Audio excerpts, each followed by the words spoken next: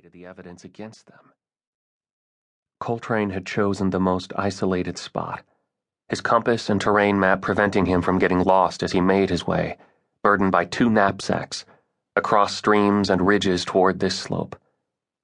Concealed among bushes, waiting 2 hours, he had studied the rugged landscape for any sign that he had been noticed.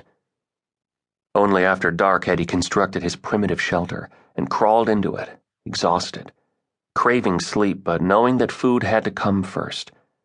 The cheese sandwiches and dry sausage he had brought along. But even before eating, there was one thing he knew he absolutely had to do: check his cameras. Throughout the next day and night, Coltrane had remained in his cold hiding place, permitting himself movement only when he ate more sausage, drank from a straw inserted in his canteen, or turned onto his side, urinating into a plastic bottle. All the while, he had second-guessed himself, telling himself that he was wasting his time, that he had chosen the wrong location, or that nothing was going to happen in any location, and he might as well hike out of here. The dingy bar where his fellow photojournalists hung out in Tuzla was beginning to seem more and more appealing. But he hated to surrender to impatience. Giving up wasn't in his nature. And now he was overjoyed that he hadn't.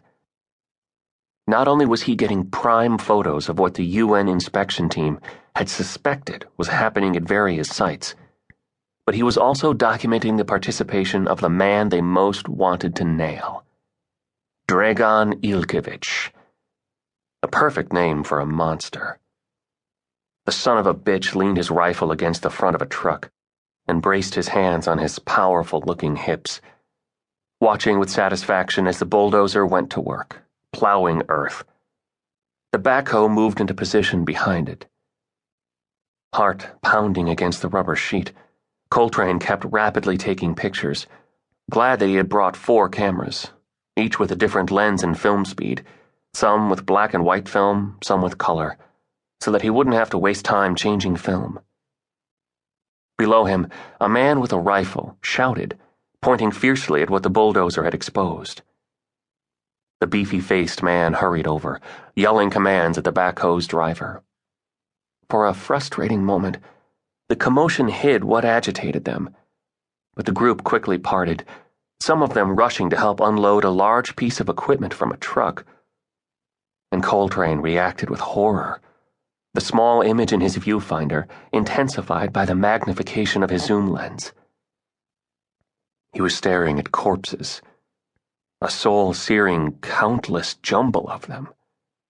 The bodies had been thrown into the mass grave with such careless haste, so tangled among one another, that it was impossible to know which leg belonged to which torso, which arm to which shoulder, to which neck, to which skull.